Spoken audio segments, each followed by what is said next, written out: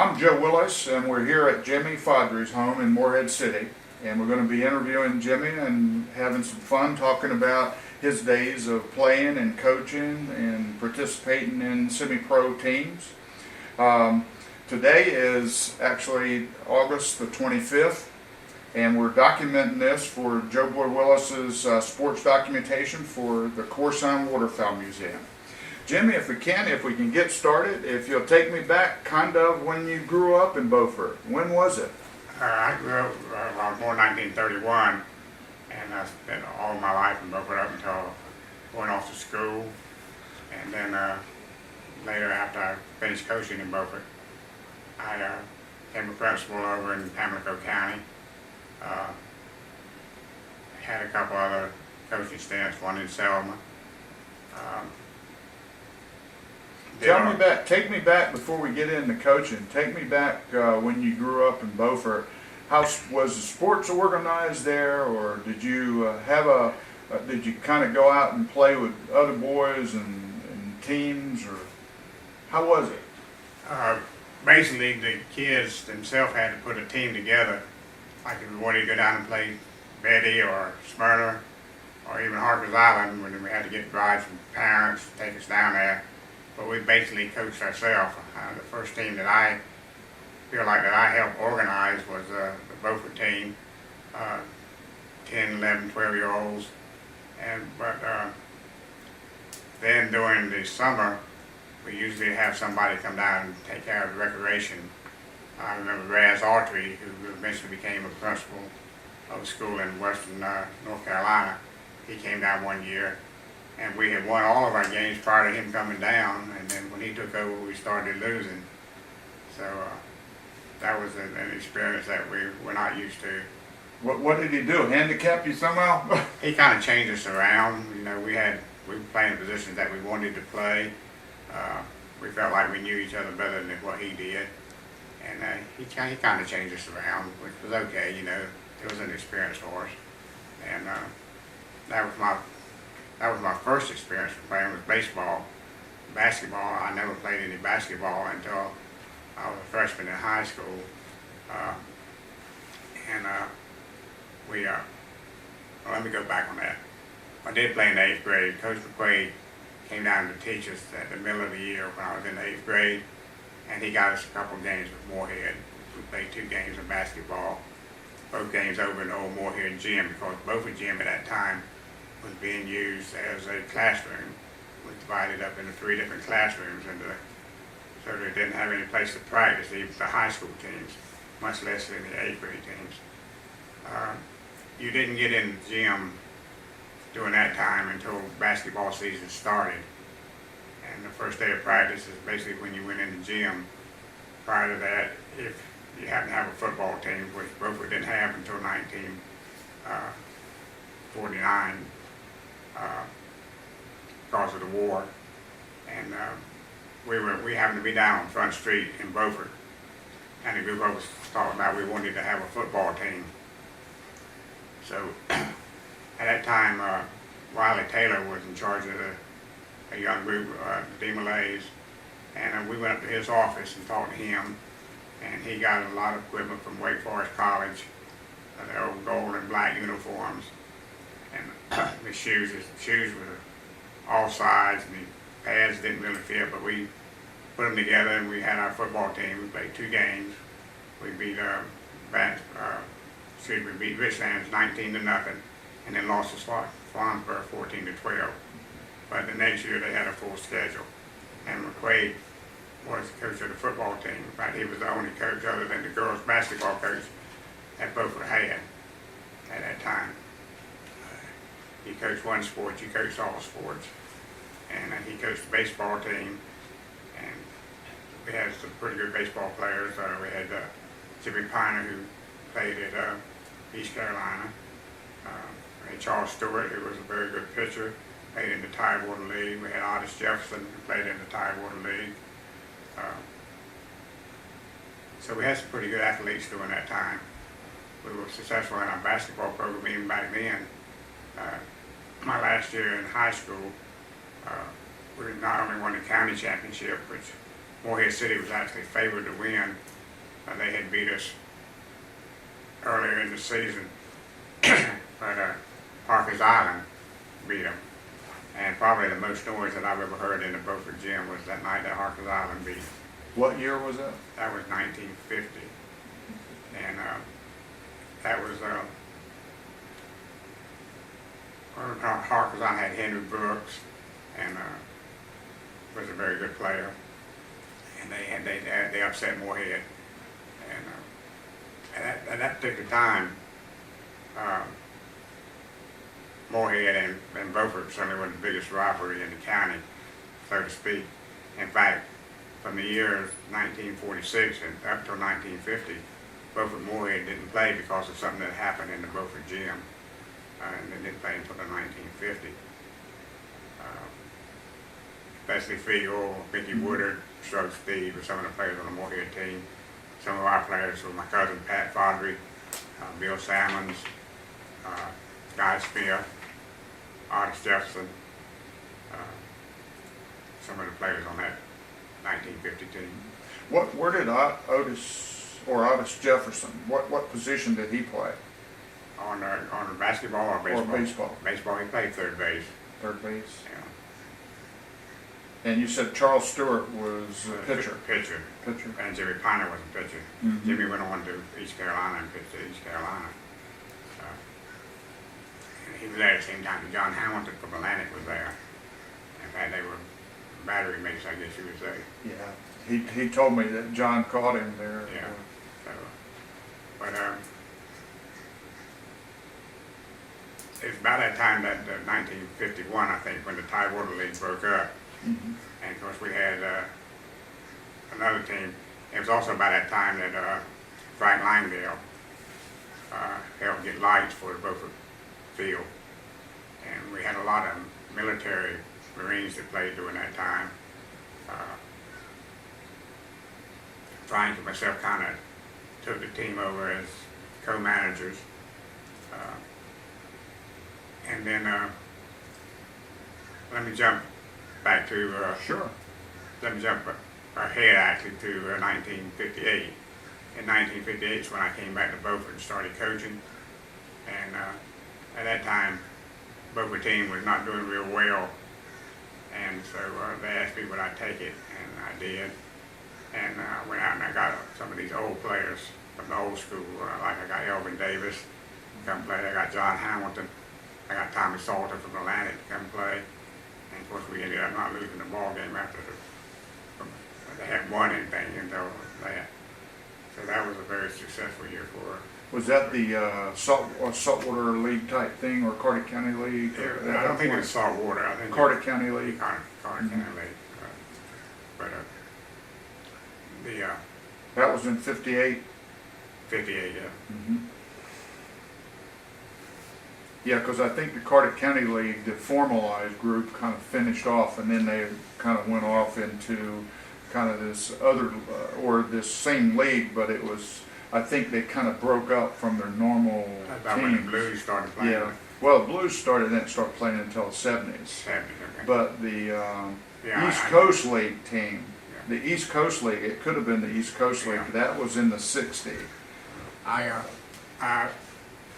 was umpiring baseball and softball in Jacksonville. That's when I was in the principal at school in Jacksonville. Mm-hmm. And I happened to go down to Salter Path one day, and I didn't know who they were playing, but that umpiring assignment, and that's who it was. The guy I talked before was pitching. And of course, it's kind of embarrassing to me because I was pulling for the Blues, but I had to try to do the best I could, not Oh, yeah. show any favoritism, although the other team thought I was, I guess. But Dallas was quite a pitcher. It surprised me that he had a good curveball as he had, but he was a good pitcher. Yeah, he was, I mean, the best of my understanding, he's probably one of he had probably the most talent of anybody I've seen, heard of. He had the speed, he had the movement on the ball, he had the deliveries that he could pitch to just about anybody.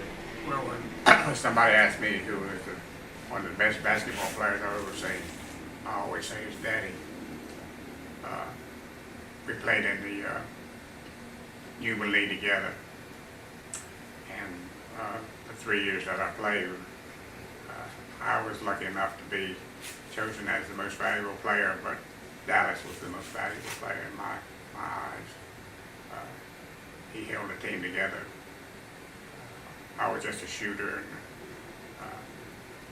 which I enjoy doing, But they all thought you were also, I mean, it was both of you, they thought you were outstanding both inside and outside shooting. well, I guess I was lucky, but Dallas was the best player on that team, in my opinion, and nothing will ever change my mind about that. Just because you score a few more points, it doesn't mean that you're the best player. Yeah. You mentioned you mentioned actually the year that you were talking about was 1960. That was the East Coast League, and actually you had the strongest team, and you won that league that year. You had the strongest team, and I didn't bring that book in, but we'll look at it in a little bit. But you had a powerhouse. I mean, you had a powerhouse because the lineup was unbelievable. Of course, after 1960, it broke up. Yeah. What happened to that league after that? Because Beaufort didn't really have a team after 1960. I'm not sure this is what happened, but we played Havelock in the championship game. Mm-hmm. And there was a hurricane coming, and we got our 5 Indians in, and we were way ahead. We were ahead at, I think, 8-0. And anyhow,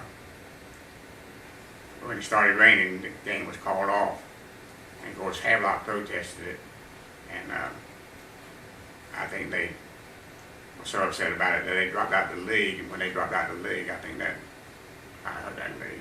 Can't hurt that league. But now we had played 5 innings. We counted it as a ball game, always had. Mm-hmm. And they said no, playoff rules. They tried to make their own rules, and we didn't. Yeah. But Yeah. I think that's why it broke up. Because I never could figure out why Beaufort didn't have a team after that. Yeah. Because I think Put Hassel might have even pitched some for you. Put pitched Tommy some. Hassel was your strong pitcher. I mean, Tommy Salver. Salver was your strong pitcher. Yeah. Mm-hmm. Put pitched some, and Parrish Boone pitched some, and both of those were high school players. I had and Chuck Lewis played. He was a high school player. But then we also had, like I say, Elvin Davis, and Carl Sadler played a little bit. But you know, every team has its clowns, and we had our clown in Icky Peterson. Icky was something else. Yeah. I told you the story Yeah, about, you told me about some Elvin stories Davis. like that. Maybe maybe you can go ahead and tell that story about them playing around 19. Was that in the 50s? You think, or was that in the 40s? That been, yeah, In the 50s. 50s. Yeah. Tell that story about them playing. Both were playing Davis Shore. Well, they were playing down at Davis Shore, and Davis Shore baseball field, part of it was a cornfield. The outfield was before baseball started, they planted corn out there. There was a ditch that ran down the right field line, not too far out there. Elvin Davis was a left-handed batter, and the first time Elvin came up, and this was on Saturday, and you have to remember that at that time we had what we call Saturday players, and these were players who made up the lineup until the players from college came in, who usually came in and played on Sunday. So you had to make up what team you could, and Icky was always around. So anyhow, Elvin comes up, and he hits a fly ball out to right field where Icky's playing, and it floats out there, and Icky settles under it and hits in the glove and bounces out. And of course, Elvin comes in second base just laughing hard as he can. Well, the next time Elvin comes up, Icky backs up a little bit, and very same thing happens. Fly ball out there, just a lazy fly ball. Just most people can catch it. It's in Icky's glove and bounces out.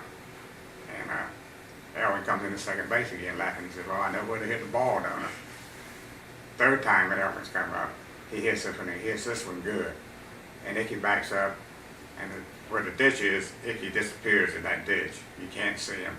The ball follows him into the ditch, but he comes out of the ditch, got the ball in his hand. I caught it. And when he comes by me, I'm playing second base. I look down on as far as the stitches where the ball has hit him in the forehead. And of course the umpire takes a look at him and says, "No, you didn't catch it." Said, "Nobody ever saw you catch it." And he calls Elvin safe. So that's a good story about Icky, but he was a character in himself. He never had a uniform that fit. He'd start running down to first base, and he's like they wear now. I know you see them now. They got them all down by their legs and everything. No socks. That's the way Icky was. You never saw his socks. He was there. If you need somebody to work on the field, Icky was out there to work on the field, so he was faithful. Had to get that for him.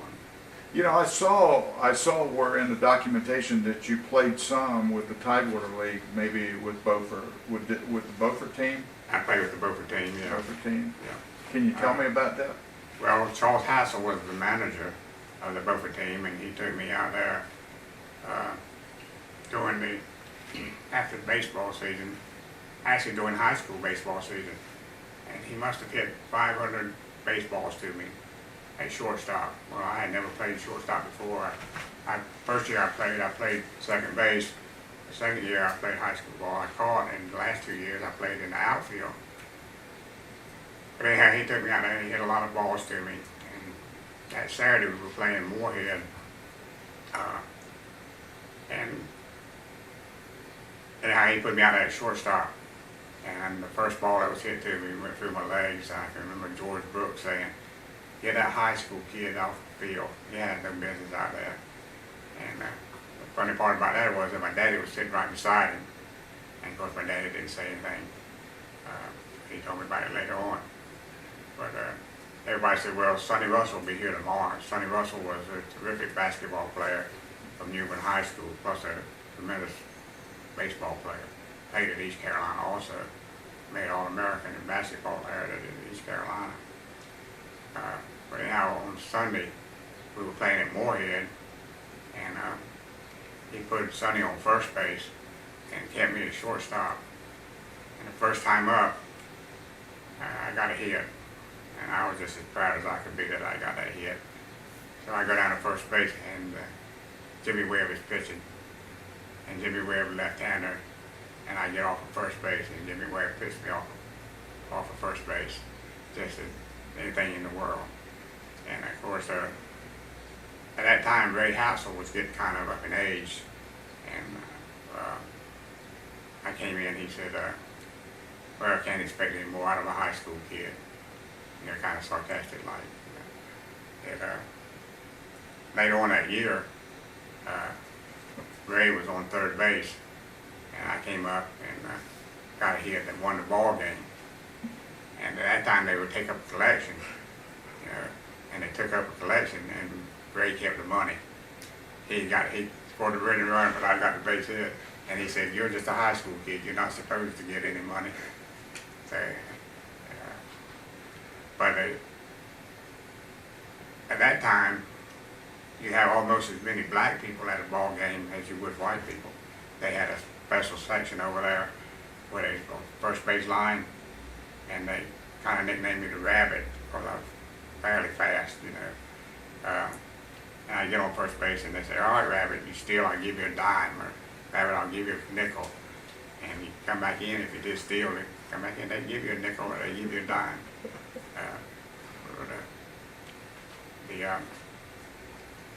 See, I grew up watching Ray Hassel and Charles Hassel and Gray Hassel.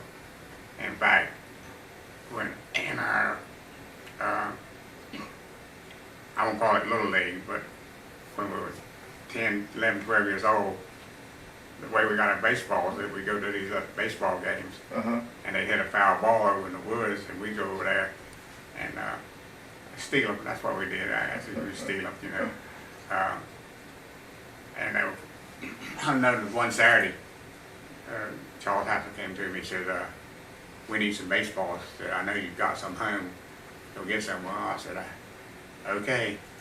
And so ran out of the ballpark, and I came back around and came down the railroad track there in back of old Beaufort School where it used to be, and I had about 5 or 6 balls in a hole over there. I dug a hole and I planted it as a baseball. So I went and got them and took them to him. He never did give them back to me, but that's okay. That was his to start with. But every time Gray House would come up, that's where I'd go. I'd go to a certain spot over there, and I'd hit it as baseball. Because Gray would always foul off. Gray would always foul off quite a few baseballs. And I'd go down, I'd hear him coming through those woods, and then I'd go running through the woods to find those baseballs. I must have had 2 or 3 dozen. Was Charles playing at that point? Was Charles playing, or was he managing? He managed. He was managing. Yeah. And did Ray, was he a catcher? Ray played second base. Ray played second base? Yeah. And Gray played first some of the time. In fact, shortly after that, that first games, Ray was playing second base, but they had I think that's when Jack Wallace started playing for Beaufort. I think he only played for Beaufort for 1 year, and then he started playing for Moorhead, along with Jack Garner and a couple other. Jack started playing over there in Moorhead in 48. 48. 48, he just played 1 year over there. Yeah. 48. But anyhow, that's when Jack Wallace was from Bath, I think. In fact, I think Jack Wallace coached Cecil Lilly, best I can remember. Yeah. But you had quite a few players come in from East Carolina to play, and a few from Chapel Hill. They had an Andrews player that came in that pitched at Chapel Hill. They came in and did a good job, and then of course Stanley Johnson was probably one of the better known ones that came in. Although there were several major league players that came here and played. And there probably was several on the different teams. Elvin Davis probably could have played Major League Baseball if he could stuck with it. He played in a minor league, but I don't know. Well, they tell me that he and Carl Sadler went and played, and they decided they wanted to come back home. That's what I mean. They just came back. Just So came man, back. I could never find out a lot of information on it other than they came back home. Yeah. Now Wes Taylor was capable of, at one time was capable of playing. In fact, he played for the Great Lakes naval team during the war, which was probably one of the best, as good as any pro team at that time, and all the players that they got were professional players. Great Lakes. Great Lakes, I think it was Great Lakes. Yeah, I knew he played, and I thought he actually played for a minor league team, but I knew he played for a pretty good team. What? I mean, he just decided to come home, or he just decided not to try to pursue it, or? I guess so. You know, I think John Hamilton comes to mind, or somebody that Same type. same time. Yeah, they wanted to come home, didn't want to go off, didn't want to leave. A lot of them were like that. I've looked at about 50 players that are like that in the county. John was a good friend. We went down and put a net over one time, and he and Julian Willis and Tommy Salter, and I had an old car, and we put a net in the back of that car and took off for Baltimore, still fishing the net. And, well, we had a good time up in Baltimore. We went over to see the Red Sox play and see the Yankees play. Yeah. Well, with that Beaufort team, can you remember, I mean, there are very little pictures that I found of the team itself. There was one in the paper in 1 year, but I haven't found many 1940s baseball team of Beaufort. And I think Charles Hassel was the one really got that organized. Yeah. And there was a barber in Beaufort that helped with the money or something. And A barber or a barber. A barber. A person. Yeah, a barber. Yeah, haircut. Haircut. Yeah. Otis Jefferson. Otis Jefferson. Otis Okay. Jefferson's I father. think, did he help with the administration or? I think one time he was, he and Ralph Udy at one time was Ralph president. Udy is what I was thinking when I was trying to think Yes, of. was president of the league. Okay. And yeah, he got hair. But That's what I was trying to think of, Ralph Udy. yeah. Yeah. Well, is there anything else on the Tidewater League that you wanted to talk about? Just that Leroy McIntosh used to have a filling station there in Beaufort. Mm-hmm. And that's where some of these players would come down, and they come down and they work at his filling station and then play baseball on the weekend. And so that's what some of the people in town had to do. They had to give them jobs so that they would come down and play. Yeah. And East Carolina, let's see, there's Ben Hester, Mm-hmm. Tommy Bennett, Mm-hmm. Wayne Bennett came down and played. Roger Craig, who pitched for the Yankees, came down and played. There were quite a few good ball players. Good ball player. Yeah. Yeah. But you say that Leroy Leroy McIntosh. would actually offer him jobs or something, Right. and he had a filling station. Right where Gaskell's is, that feed store. There used to be a filling station right down that corner. Yeah.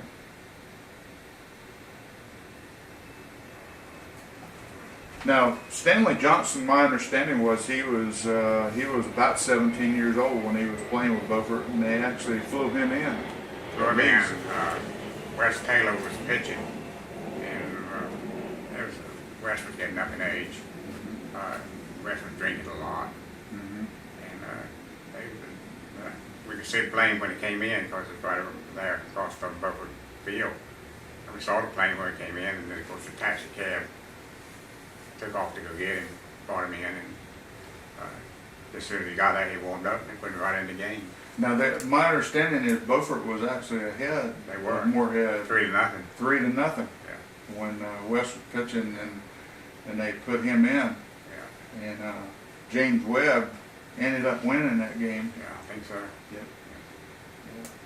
Yeah, there's different stories from Moorhead, and there's different stories from Beaufort about what all that happened. I'm But not too sure Moorhead won that game. It might have been another game. it may have been another game, but he won one of the games that they flew him in on, and they actually they were trailing. I don't know if it's 3-1 or 3-0, but it may have been that game, may not have been, but they actually won that game 8-5 or something like that. Like I say, they had what they call Saturday players. That's what I consider myself, a Saturday player. And that's Well, you were mighty young then, oh yeah, playing with those boys. yeah. But I like Icky. I consider Icky a Saturday player, Yeah. which we played on Saturday, and then they brought in the college players. And although I was lucky enough to also play on Sunday sometimes, but sometimes I didn't. Yeah. Sometimes Gray decided he wanted to play, Oh, and so he could play. yeah. So, Ray took it over in I think Charles left there in 1 year, 49, and Ray took it over. Gray went to Havelock. went to Havelock. Nice. He took some of the players. He took, like I think Otis Jefferson went to Havelock with him. I think Frank Langdale went to Havelock with him. But some of the Beaufort players. Tommy Salter, was he too young then? I think Tommy. Tommy was later. That was later. Okay, I get that messed up. Yeah. Yeah, Beaufort had absolutely a strong team. Then it seemed like they would follow, like Moorhead would get some of the players and pay them, and then they would be coming over to Beaufort the following year, and they would be at Swansboro first, and then they'd go to Moorhead, and then they'd come to Beaufort. Well, Moorhead didn't have the large black crowd, I'll put it that way, that Beaufort had. Yeah, Beaufort had a whole lot more, and it seemed like the blacks were more willing to give that nickel, a dime, a quarter to a player if he did something compared to it was past the hat at Moorhead, and you took a chance on what you could get. yeah, You see, Moorhead had a very small park, Mm-hmm. so there were a lot of home runs hit over there. Yeah. In fact, they had to have it where they had a light pole in right field. If you hit it on that side of it, it was a double. If you hit it on that side of it, it was a home run. Light pole in the middle of the field. It was on along the fence, but Along the fence. it's on the right field line. Mm-hmm. But one side of it was a double, the other side of it was a home run.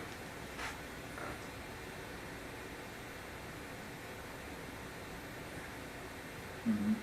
Well, now let's move back. Let's move into when you started coaching at Beaufort in 1958. 58. 58. And what did you coach there? Well, I helped out with football. We had a gentleman named Vern Marsh was the head coach, and I was assistant coach in football, and I also coached JV football just that 1 year. I coached JV girls basketball. I coached JV boys basketball. I coached girls basketball. I helped out with the boys varsity basketball, and I coached baseball. And I didn't get one penny. Not 1 cent did I get. Well, from 1958 to 1969, when I started coaching at East Carteret, I jumped that up to about $600. Yeah. Of course, I wasn't coaching quite as many sports. I was only coaching 3. Yeah. The next year, they changed coaches. That's when Lancaster came in, Yeah. and they also changed principals. That's when Tarkington had been the principal there, and Gainey came in. And Gainey was a little bit more sports-minded than what Tarkington was, and so he did give me some money at Christmas.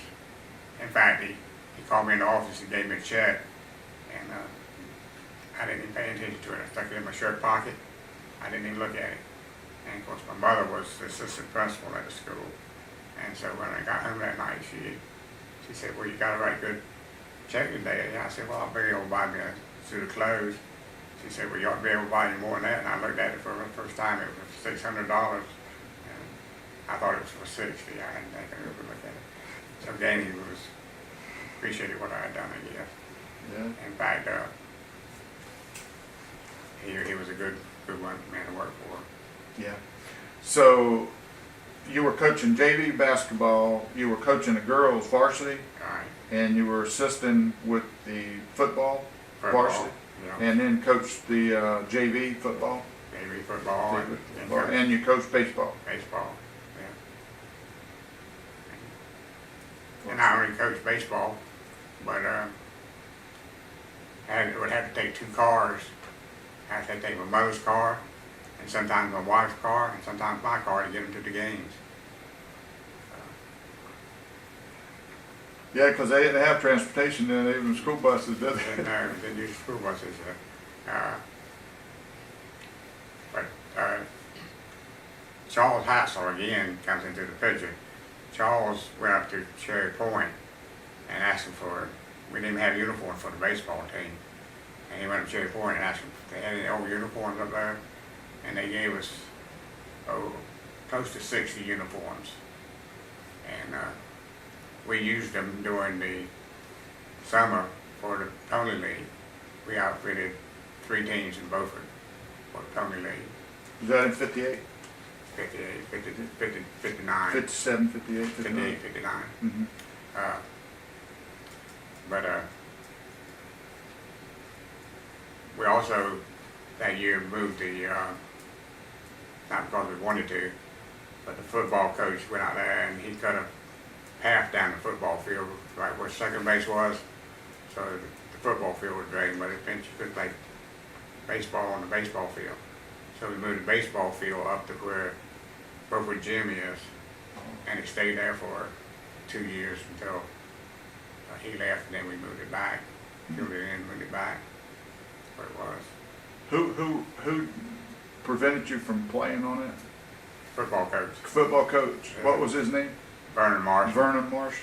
Vernon, he's also the same one that went to Thomasville. And remember, I don't know if you remember, but I had a boy that died on the football field because he wouldn't let him have any water. Yes, I do remember. And they that. ran him out of town, shot at his house. But I can picture the very same things that he said when he was there at Beaufort, that he read in the paper when they were talking about this boy dying.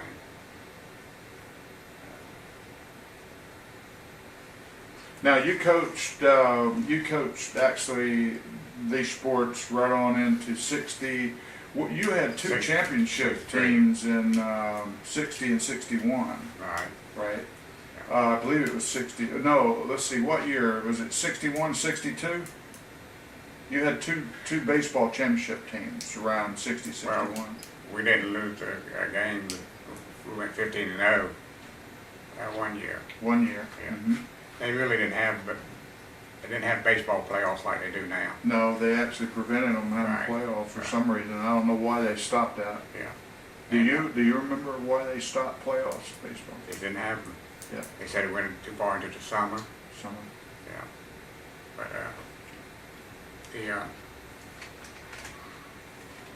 see, the thing about it is when you played baseball, you didn't go in the gym. Right. When basketball season started, you went in the gym and you put away any baseball things. Right. And of course, at that particular time, we didn't have football other than those 2 games that we played. Yeah. So you went from one sport to the other. Now you got a boy that kind of, or a girl that kind of hits the sport like basketball, and they play it all year long. All year long. Yeah. And of course, I'm gonna give myself a little credit, but the kids can give me credit too.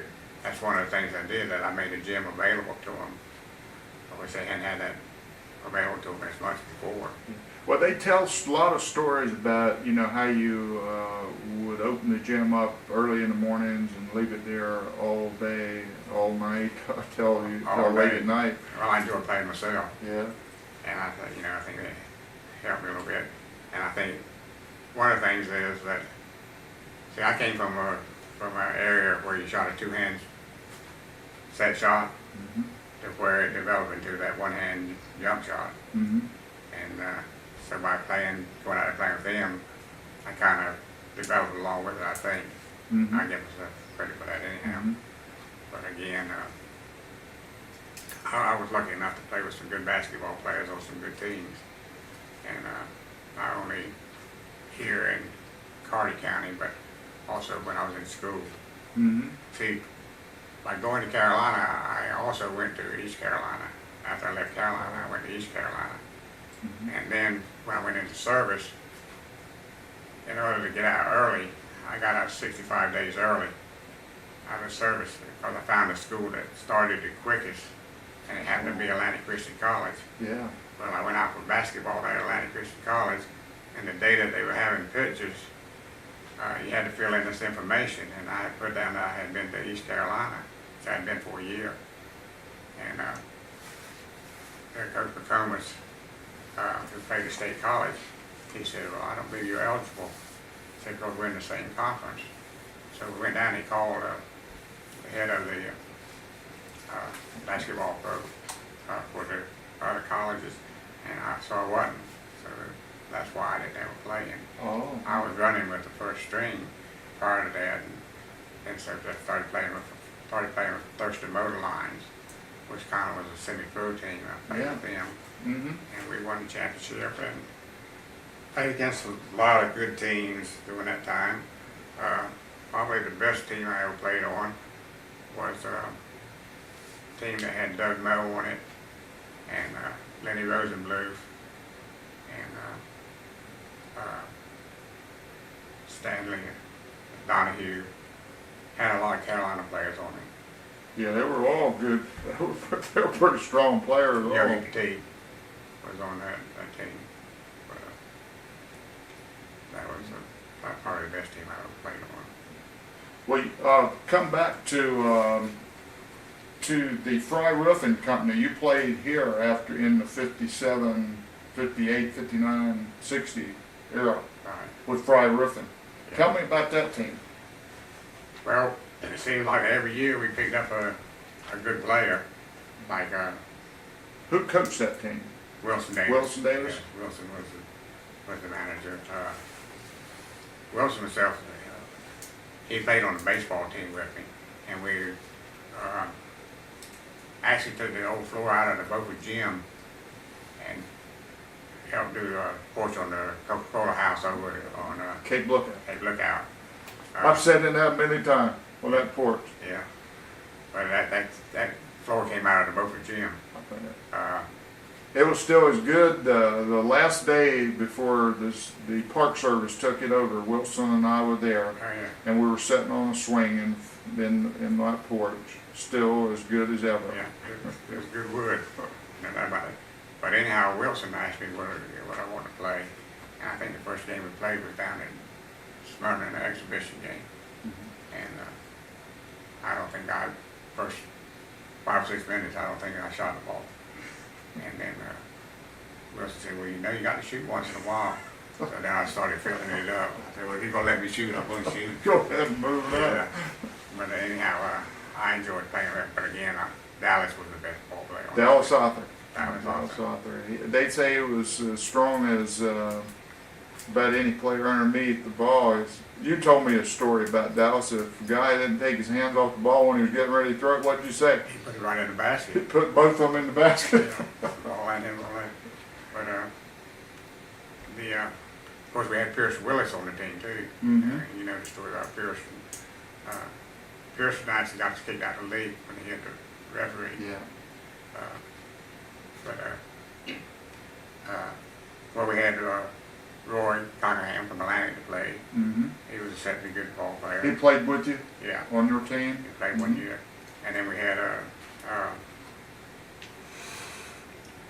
my goodness, who was the principal out at East Coast? Walter Gilligan. Walker played Gilligan. Walker Gilligan. Walker played with Gilligan. us. And then Governor Holland played with us 1 year. Craig Horn played. Craig Horn was a good basketball player. Mm-hmm. Craig played the point guard. I didn't want to play point guard because I didn't want to get the ball up. I wanted to have the ball passed to me. What position did you play on the Fridays? I reckon I played a forward, the shoot guard. That's what they call it now. Mm-hmm. But I didn't mind shooting it.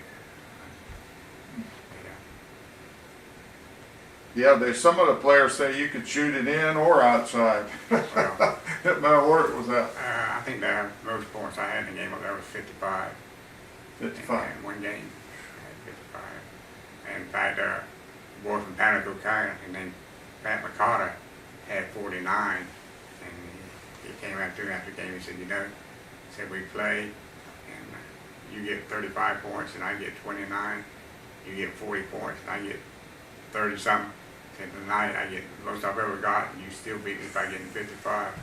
I said, well, Pat, I'm sorry.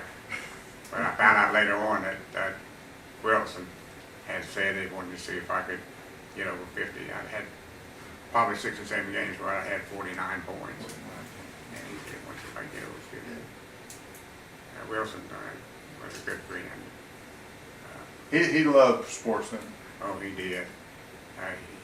Just like I say, actually anybody would call me and say we're going to play someplace, and I was willing to go. But Wilson called and said we're going to Bandsburg and play tonight. I said, okay, pick me up.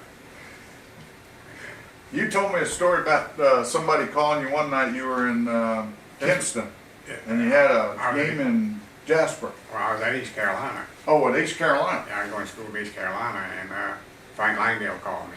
That's when I played with the Beaufort Terrorists. Mm-hmm. And he said, got a game over in Dover. And I said, okay, if I come back to Beaufort, I'll come with you. If not, I'll meet you over there. So I started bumming that Friday morning, and couldn't get a ride. Finally, 2 girls came by, and I knew them. They lived in Bandsburg, and they said, we're going to go home to Bandsburg, we're going to get some clothes, and then we're going to go to New York. You want to go with us? And I said, you know, that's hard to turn down, but I've already told somebody I was going to be someplace else. And anyhow, they that bumming, they came back by, and they were going to Kinston and then hit 258 and go up to Snow Hill. And so they gave me a ride to Kinston, but they let me off on this side of Kinston. And I walked from Kinston to Dover in the rain. play ball. Yeah, I got there about 5 o'clock in the afternoon. But, and I'm so tired that night that when we have a timeout, instead of going off of the court, I just sit down on the court. And just Say it was Dover or Dover. Dover. Yeah, I would just sit there on the court and wait until the time to play again. And the funny part about it is, I'm sitting there doing the girls' game, and I keep waiting for her to come in, and finally Frank Langdale comes in, and then Erskine Blankenship comes in, and the next two come in are 8th graders. One of them is named Gerald Gaskell, who has never played basketball in his life, and the other is named Jimmy Willis, who is a fair ball player. We have to tell Gerald where to stand. That's all that shows up. Those 4 show up. 4 players. 4 players and myself. And, but at least they come up there, they knew that I'd be there. Yeah. But Gerald had never played any basketball. And what was Gerald's last name? Gaskell. And he never played any in the high school. So when he played that night, we tell him where to stand, and we go down to court, and Gerald will still be standing there where we told him to stand. We got beat something. Got beat 100 and something to, I think 80 something. Anyway, yeah. Now, when you let's come back to your teams in high school. You had the first year that you won 15-0, went 15-0. You had a guy that came in from Wilmington, Parrish Crone. Parrish Crone came in. How did he get here? I think his daddy moved in here. He had 2 brothers too, one named Leslie, and I can't remember the other one's name. Jeff, I think. But anyhow, Parrish was a good pitcher. And I had Parrish would pitch one game, and then Fred Hassel would pitch the next game. And when they weren't pitching, they'd switch to first base. One would play first base one game, one would play first base the next game. And then Ray Hassel was playing second base, which was kind of funny because his daddy played second base back when I was playing. And then Alfred Hill was playing shortstop. Mm-hmm. And Johnny Hassel was playing third base.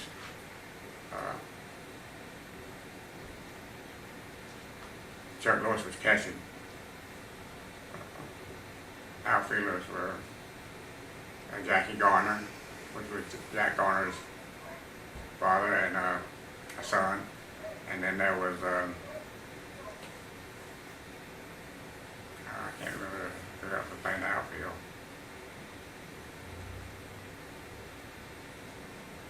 But anyhow, that was a good team. That was the best baseball team I had. Yeah. The best basketball team I had was I had Pat Lupton, Lynn Peterson, and a Chadwick girl. And when we played in the tournament, Smyrna had beat us twice during the year. And when we played in the tournament, we ended up beating Smyrna for the championship. And those 3 girls, that's when they only had 3 on one end, and they all averaged 20 points. So, now, give me their names again. Lynn Peterson, Linda Chadwick, and Pat Lupton. Pat Lupton probably was the best shooter up until Anna Salter came along. And I had, she made 11 in a row in that championship game against Smyrna. She got a 2-hand overhead set shot. 2-hand overhead. And she made, from the foul line, she made 11 in a row. Not foul shots, this was action shots. And you said that was the best basketball team? Best basketball team. I didn't have any player on it. That was all conference. They weren't all conference? Not a single one of them. Not a single one. And that was the best team you had? Best team I had. How about that? The coach from Smyrna nominated all 8 of his, nominated 8 players for an all-conference team. 8 players. Now he had 2 that deserved it. He had Gene Willis, and Calvin Phelps. Yeah. That deserved it. I'm not too sure that the Golden Girl didn't deserve it also. But he had two 6 foot girls. They were hard to stop. I think Phelps got 40 points in that ball game that night. But she'd been scoring more than that against us. Mm-hmm. We decided that we were going to let her have some points, but we were going to stop the other Straight two. up. And actually, Dallas's sister Rose was playing on that team. Yep. Rose Rocket. Yep. And Rennie Golden was a good ball player. In fact, they came down one night. I was out at the American Legion hut, and they came by there and they wanted to know if they could transfer to Beaufort. That they wouldn't play on for that coach anymore. Yeah. And I said, I don't think you can. I don't think you'd be eligible, but I appreciate you coming down and talking to me about it. Mm-hmm. How about that? But Phelps' girl she was unreal. I've seen her take 7 shots in a row before she made it. It's like dribbling off the backboard. She was so tall. She She was dominating. Yeah, I remember vaguely them playing, and they were awesome players even back here then for me to looking out. They were great, but you had some good basketball teams, and had some good players. Yeah, Anna Salter probably was the best basketball player she was the best basketball player. that I had. Just a great shooter and Good defense. shooter. She ran like a deer. Played good defense on the ball when it was her turn to play it.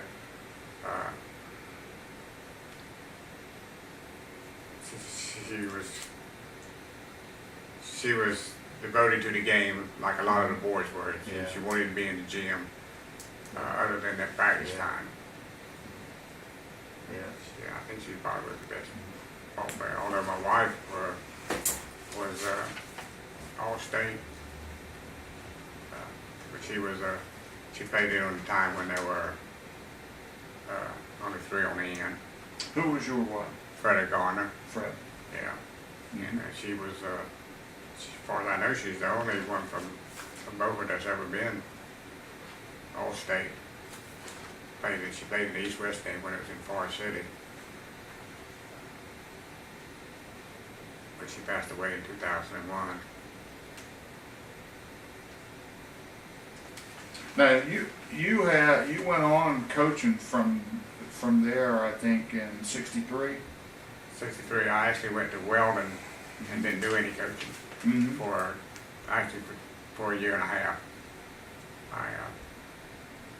I worked with my brother-in-law in construction for half a year, and then went to Weldon and was there for a year and a half and didn't do any coaching. Mm-hmm. And played basketball with Grand Rapids Little Bombers. We won the championship. In fact, that was the team that I played on when Rosenbluth was on the team. And probably the best ball game I've ever played in was we were 9 points behind with a little over 2 minutes to go. And Rosenbluth scored 10 points and I scored 8 points and we won the ball game. Who was this? Who were you playing? Who were you playing for? We were playing a team. We were playing in a tournament in Rocky Mount. Rocky Mount. And the other team had a lot of Wake Forest players on it. They had Lefty Davis and a couple other Wake Forest players. And we had mostly Carolina players and then myself. And the way that the Carolina players were playing is that the man that got the team up Mm-hmm. was the roommate of Doug Moe when he was at Carolina. Oh, yeah. So he got all these Carolina Yeah. players to come play. Yeah. Rosenbluth was in Wilson at that time, coaching Mhm. high school ball at Wilson at that time. So he came over, he played the first night. He only played the first night. And then Doug Moe and them came in the next night and played. So we had a pretty good team. We ended up winning it. And then the Little Bombers had a softball team. And so I played on that Yeah. softball team also. Yeah. Now, when you came back and coached at East Carter at some. Yes. What Well, did you coach? Coach started off with JV basketball. Went from that and coached tennis 1 year, and then took over the softball team, or softball team, Is that the first year they had softball, or was it? No. Dan, what's his name is? Cable was coaching it. They hadn't had any winning season. The first year I coached it, it was the first time they had a winning season.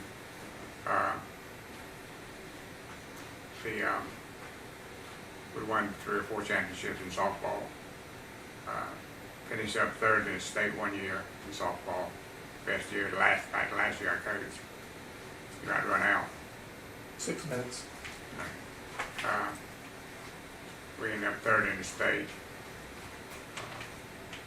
Lost to the eventual champion. Third in the state. Yeah. Then you coached there for several years. Actually, I coached down Atlantic prior to going to East Carter. Oh, you did. That's right. You went to Atlantic one year. Yeah. Mm-hmm. Coached there basketball. Right. Basketball. Okay. And then you came back to East Carter and coached here. Right. And then that's where you retired from Right. there in '68. Or I retired in 2000. Oh. 2000. 2000. Okay. But did you coach all the way up? You didn't coach to No. When I left Weldon, Mm-hmm. I went to Springfield Selma. Okay. Not actually Selma. It's Springfield Selma now. And I coached there for 2 years. Yeah. And I was on a fishing pier over here on the Atlantic Beach fishing, and a friend that I knew from college was over there fishing also. And so he asked me, I noticed you have your principal's certificate. Would you like a principal's job?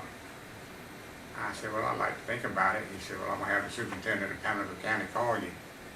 And the superintendent called me that Sunday night, and next Saturday I went down. Mm-hmm. Had to go by myself because my wife was had a recreation program there in Jacksonville. Mm-hmm. I mean, in Selma. And so I went down, and he gave me 2 contracts, one for her and one for myself.